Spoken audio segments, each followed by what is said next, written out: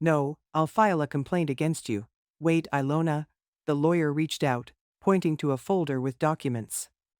I requested documents about the ownership of the apartment and other property-related documents from you. I'm preparing for property division court proceedings, determining custody and alimony, of course.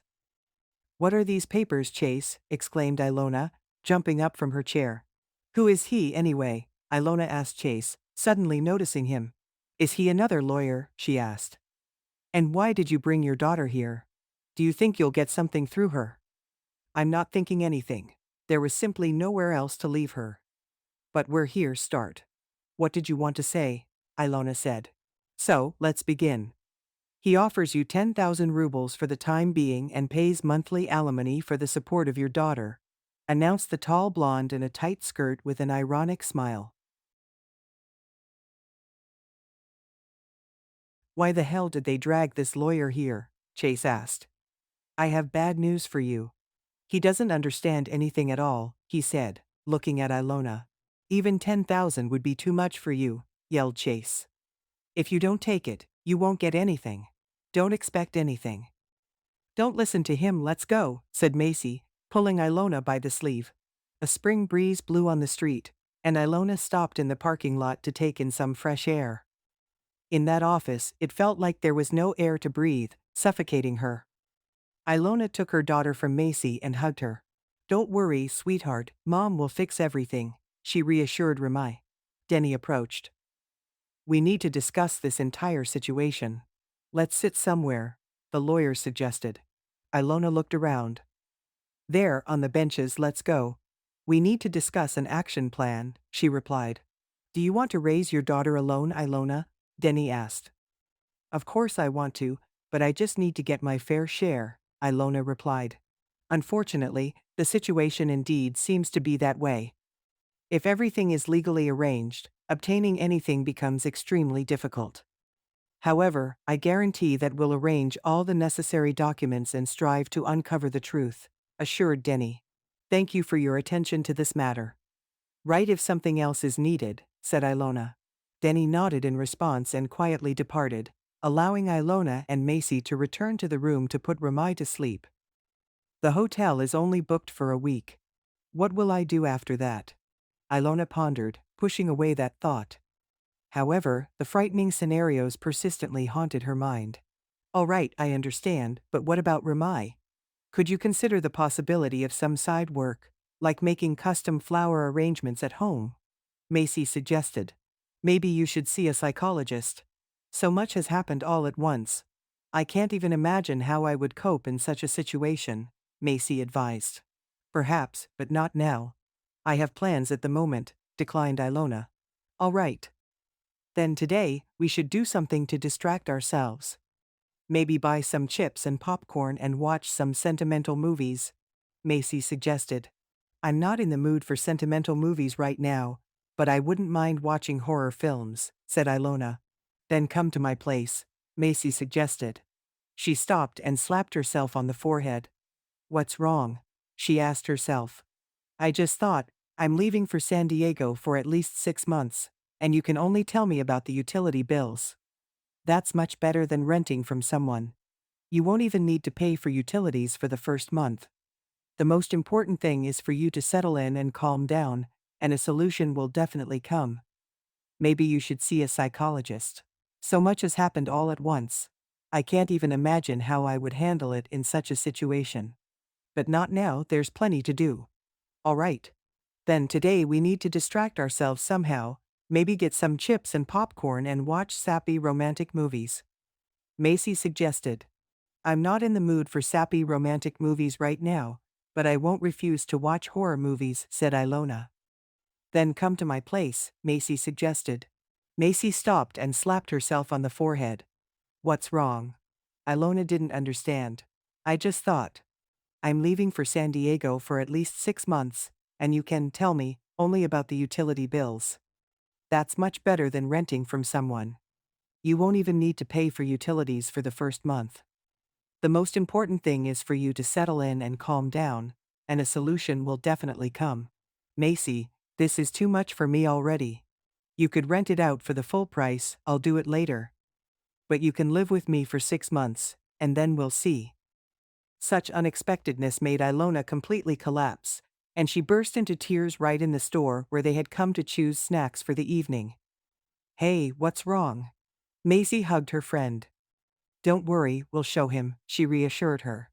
We won't let you down. Ilona weakly smiled, wiped her eyes, and threw a couple of packs of popcorn and children's juice into the basket.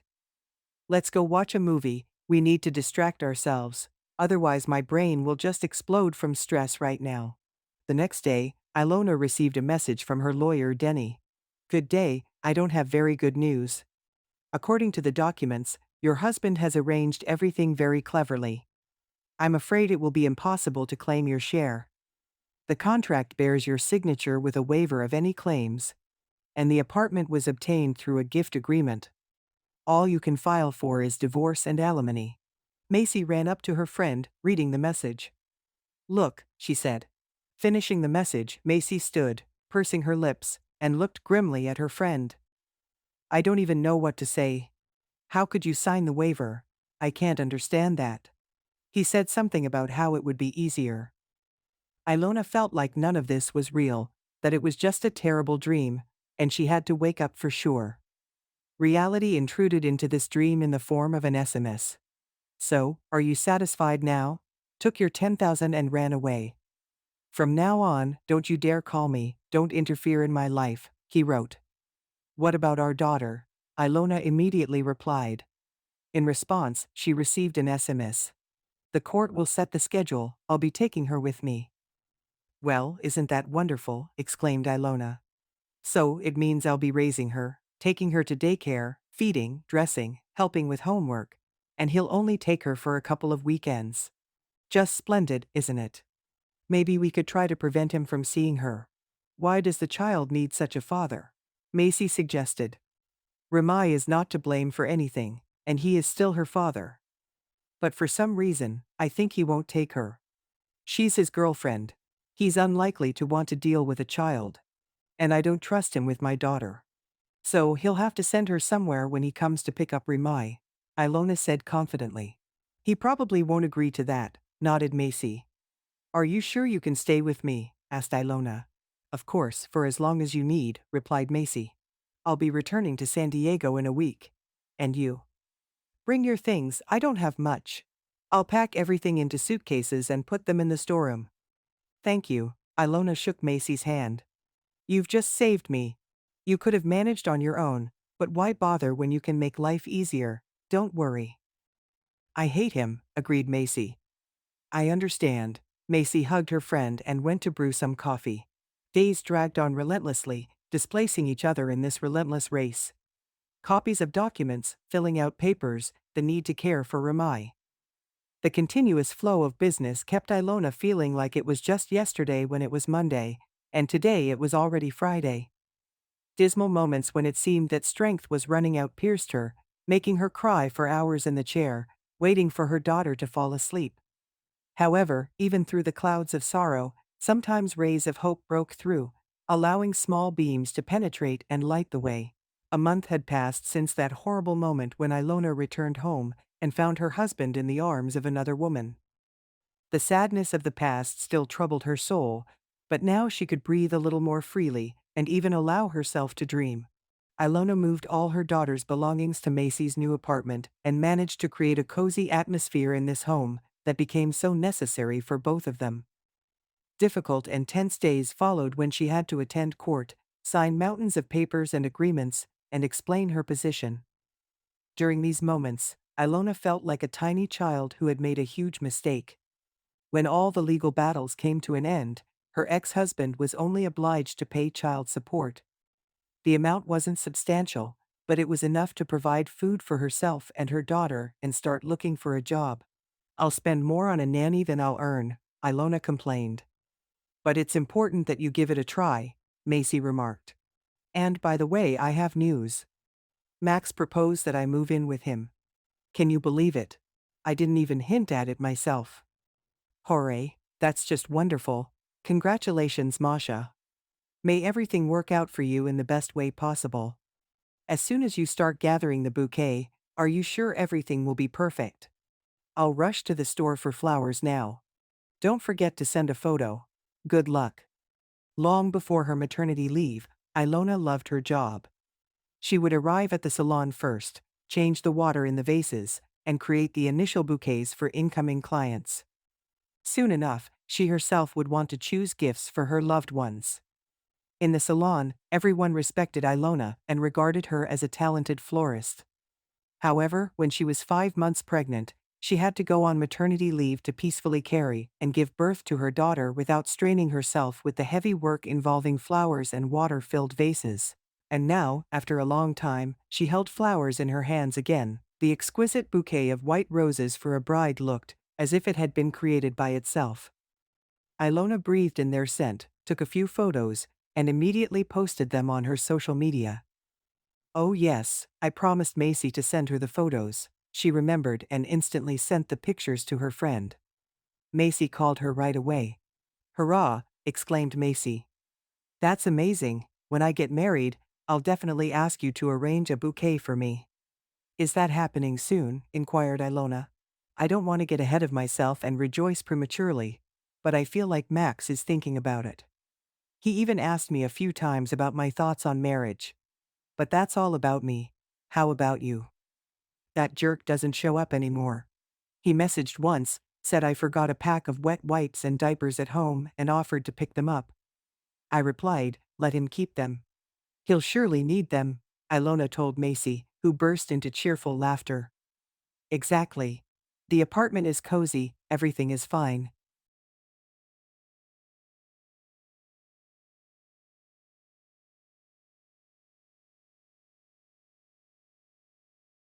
Start buying my bouquets, and I can support myself again. You're a skilled florist, you'll definitely manage. The main thing is not to give up. And when you settle in, come to San Diego, we'll have a great time there. We'll even find you a decent man. No men at all. Right now, I'm starting to realize how I forgot about myself and got bogged down in taking care of the house, cooking, and serving everyone but myself. You can't imagine how good it feels to have a croissant and coffee for breakfast without worrying that this miracle needs sandwiches with meat and porridge. He eats, but he doesn't want to cook. I was running around cooking, and he quickly sorted everything out and withdrew money from the account. I didn't tell you, he was earning much more than he claimed. Probably around 30,000 more. And all of this was accumulating while my maternity leave was entirely for the child and food. But where did he put them? In his mother's account. Otherwise, we would have divided those funds equally. I don't know, they didn't tell me where they went. And I don't want to know. It's an absurd situation. I can't express how angry I am with this Chase, but I've learned your lesson too. I won't sign any papers with Vera for anything. I still can't sleep properly. Divorce and separation are already painful and difficult, and now there's this.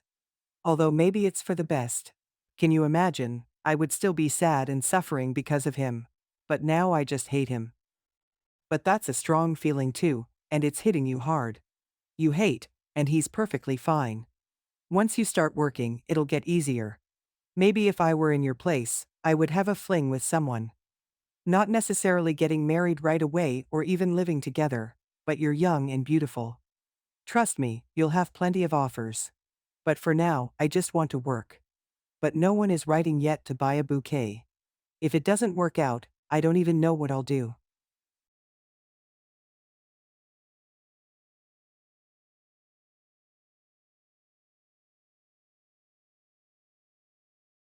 Look out for you. Ilona laughed too, responding to her friend's joke. Remai was still asleep, and after stepping away from Macy, she went to the window to enjoy the stunning view of the city. Suddenly, the sun emerged from behind the clouds, and a smile appeared on Ilona's face. Right now, she didn't want to lose control and fall into despair. Maybe Macy was right, and there were still plenty of opportunities ahead for her. But despite her desire to believe in miracles, reality reminded her. An empty fridge, an empty wallet, a crying child, the desire to buy a new toy for him, and in the mirror, a face without makeup and moisturizer. It had been 2 days since she posted the photo of the bouquet, but no orders had come in. The positive mood brought by her new ventures quickly turned into disappointment. Seems like I'm useless, a silly fool. How could I mess up my life so much? Ilona spoke to herself. Fine, I'll make scrambled eggs for breakfast. Her phone rang, but she didn't pay attention to it, assuming it was either spam or a message from Macy that could be answered later. Ilona lifted Ramai out of the crib, sat him in the high chair, and served him porridge. She seated herself opposite to savor her omelette. It wasn't until she finished eating that she remembered her phone. Turning it on, she saw a message. Hi, it's Parker. Remember we went for dinner in San Diego? Hope you don't mind me reaching out. Just wanted to check in. How are you doing, Philon? Ilona's heart pounded harder. I won't respond to him, she thought. I don't want anything, or I do, but not in a rush. Ilona began washing the dishes. Normally, water would soothe her, but not now. Suddenly, without giving herself time to think, Ilona grabbed her phone and replied, Hi, I'm good. How about you? Immediately after sending it, she felt regret for her action, wanting to delete the sent message. But it was too late. Parker had already read it and started typing a new message. I'm good too. I flew into your city a couple of days ago for work. Maybe you'd like to meet up. Can I bring Ramai along? Deciding not to respond, Ilona called her friend Macy. Initially, Macy didn't answer, but when she finally picked up, she sounded tired and out of breath. Hey, I'm on the treadmill, everything's good, Ilona said. Parker is messaging me, asking to hang out. Oh wait, Macy interrupted and seemingly turned off the treadmill. The buzzing in the background ceased. I forgot to tell you. Ilona paused, pondering. What did you forget? Macy sarcastically asked, already anticipating the response. Macy chuckled and continued. Recently, Parker was in San Diego, and Max and I saw him. He asked about you, and I told him a little without details. Just mentioned that you're alone now and your husband didn't treat you well. He seemed genuinely upset for you, saying it's a shame because you're such a wonderful girl. That's not all, Macy continued. When we were parting ways, he asked if he could call or message you. I said I didn't know how you'd react, but it's worth a try. He liked you, he's even totally fine with you having a daughter, said she's really cute. Don't be mad at me, please, I didn't give him your number. I swear he asked for it himself, Macy reassured. He's asking if I'm willing to go for a walk, Ilona informed Macy. Wow, exclaimed Macy. What did you reply? Nothing yet, I don't know. I would go if I were you, as I said before, you don't need to commit to him. Yes, but bringing Ramai along. It seems odd to me. Well, get a nanny for a couple of hours. You definitely need some rest, a walk, some conversation. I know a nanny. I left Ramai with her when I had to go to court. She charges very reasonably. I'll message her, find out if she's available, Macy suggested. Hooray! Exclaimed Macy. Yes, good luck, and be sure to tell me how it goes later, Macy requested. Finally, Ilona decided to respond to Parker. Today or tomorrow is fine, just without Ramai. I've decided to leave her with a nanny. A response came a bit later. I'm thrilled you agreed. If you can, let's do today. I'll pick you up at 6 in the evening. There were a few hours left until 6, and Ilona was pacing around the room, tidying up toys and choosing an outfit. Ultimately, when the closet's contents were scattered on the floor, Ilona stumbled upon a knee-length blue dress she had nearly forgotten. She put it on and admired her reflection with pleasure. As the clock struck 5, Ilona comforted herself with the thought that the troubles would be temporary because the nanny would arrive soon. Once the nanny appeared, Ilona hurriedly briefed her on her daughter's progress, reassuring her that everything would be fine. We'll have fun for sure, won't we, Ramai? Ilona smiled, and little Ramai eagerly pulled the nanny toward new toys. Now, finally, Ilona could allocate time for herself. She dashed into the bathroom to fix her hair and lightly accentuate her appearance with makeup, trying not to overdo it to avoid looking too elaborate. Within minutes she was ready to go out. Barely had a minute passed when Parker called, confirming if Ilona was ready. He specified that he was waiting downstairs by the entrance. Kissing her daughter on the cheek, asking her to behave well in her absence, Ilona hurried towards the exit. Parker was already waiting for her, standing by the door, and upon seeing her, he immediately walked towards her. "Hello," Parker greeted her, a bright smile illuminating his face. "Glad you agreed." "Hi," Ilona tried to suppress a wide smile as she looked at him. Parker looked amazing in his light summer suit, and of course with a bouquet of flowers. "These are for you," he extended the bouquet. "Thank you, they're beautiful," Ilona gratefully replied. "Where would you like to go?" Parker asked. "I thought we could sit somewhere first, have dinner, and then, if you'd like, take a stroll. It's so warm today." "Great idea, let's go. I know a spot. I hope you'll like it," Parker replied, pointing to the gray car parked near the house. He opened the door, and the scent of his expensive cologne filled the car's interior. Parker took the driver's seat and started the engine. "How have you been? Did Macy tell you anything?" Parker tried to reassure Ilona. "I'm sorry things turned out this way, but I hope you're doing well now." "Yes, I've calmed down and am starting a new life," Ilona replied, meeting Parker's gaze but quickly looking away towards the window. "You're quite busy with work, right? You're not planning to go to Washington yet?" Ilona inquired. "Yes, I have a lot going on here. I need to set up an office from scratch, get everything ready for work," Parker explained. "Sounds interesting," Ilona responded, unsure of how to continue the conversation. They silently shifted between various topics until Parker suddenly stopped the car and, smiling, said, "Here we are." As they exited the car, he offered his hand. "By the way, I didn't tell you that you look stunning," he added. Ilona felt herself blush and gratefully accepted the compliment, extending her hand in return. "Thank you, that's very kind to hear." The cafe exuded comfort and tranquility, and the initial awkwardness between Ilona and Parker gradually dissipated after their meeting. The time had come, and Ilona could finally talk about her life without delving into excessive details. "Right now, I'm aiming to get back into floristry. It wasn't easy to complete my education during maternity leave, but I'm confident I'll manage." "I have no doubts," Ilona said. "I would like to support you, but I wouldn't place an order if I didn't need it.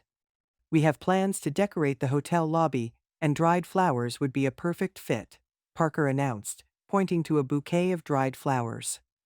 "I'd be glad to collaborate. Let's discuss the details later when you're ready," Ilona responded, feeling a bit shy. Parker poured tea into cups from a huge glass teapot and inquired, "What are your plans for life? What dream are you pursuing?" "My dream is to open my own salon. It's far off for now, but I believe it will happen someday," replied Ilona. "I've always wanted to travel, but so far, I've only been to 3 countries. My work demands my presence, and taking a long break isn't possible yet. But I believe that someday I'll be able to travel and embark on a big journey." "That would be cool," said Parker. "Do you prefer active vacations or just lounging on the beach?" Ilona asked. "Beach vacations are also an option, especially in the company of a lovely lady," winked Parker. "But overall, I prefer active vacations, exploring ancient cities, studying architecture. I'm drawn to old houses," he continued. "I've been to Viborg. There's a lot of interesting things there. Fans of antiquity won't be bored. There's a castle and several old houses. By the way, the country's oldest residential house is located there," Ilona shared, showing Parker photos online. "Very interesting. Maybe we could go there together, if of course you're interested in visiting Viborg," Parker suggested. "If you're up for it, then I am too. It's Sunday tomorrow. We can organize a trip," agreed Ilona. "It's amazing how easily and pleasantly we communicate. I started by cautiously inserting a word, and now I'm inspired and even agreed to the trip, imagining how I'll tell Macy about it and send my photo with an excited face," concluded Ilona. Ilona giggled softly. "What happened?" asked Parker. "I just imagined how Macy would react to this. I think she was diligently trying to connect us. She behaved so modestly, but suddenly she slipped your number into your pocket," Ilona recounted. Parker laughed. "I'm kidding, of course. I asked her myself after eating my fill." Ilona and Parker decided to take a stroll along the promenade. A light, pleasant breeze blew outside, and the sky began to blush with the sunset. Suddenly, Parker took Ilona's hand, and she responded, lightly squeezing his fingers, feeling incredibly happy. If someone had told her on that dreadful day when she returned from San Diego that she would soon meet a wonderful man, she wouldn't have believed it for anything. But now, as Parker showed gentle attention to her, Ilona felt bolder. As he escorted her home and kissed her cheek, her expression was so expressive that her feelings couldn't be mistaken. Seeing her courage, Parker boldly touched her lips, at first cautiously, then with each passing second more decisively and confidently. "Wow," he whispered. "Do you realize how amazing you are?" Ilona blushed, bidding goodbye, but she didn't want to leave at all. "Home," said Ilona, promising to text. Parker escorted her to the apartment door and headed downstairs. Upon entering, Ilona met with a nanny. "I put her to sleep," the nanny said softly. "How did everything go?" Ilona asked. "Wonderfully, thank you for your help," the nanny replied. The next day, while walking the streets of Viborg, Ilona received an order for a bouquet. Unexpectedly, there was a glimmer of hope for the better, as if everything was starting to fall into place on its own. Returning home, Ilona shared this with Macy over the phone, and Macy chuckled in delight. "See, I told you," commented Macy. Ilona shared, "Today, that same lawyer, Danny, who, remember, handled our affairs, wrote to me. You won't believe it, but I have several astonishing pieces of news that you'll find interesting." He carefully examined the documents and came across a certain certificate, according to which funds were supposed to be paid. Danny contacted Chase and found out something simply astounding. It turns out he has no more funds. All this financial mess is due to his carelessness. Imagine, this fool was arranging all the documents for his mistress. And surprisingly, she of course left him. Just like he left you, taking everything with him, continued Ilona, experiencing internal shock and amazement. It took her a bit of time to find the right words, but she added, "That's exactly what's called karma. And I don't pity him in this matter. I'll wish him good luck in his new phase." Asserting confidently that she now fully believes that good changes are awaiting her, Ilona concluded, "Life is gradually getting back on track."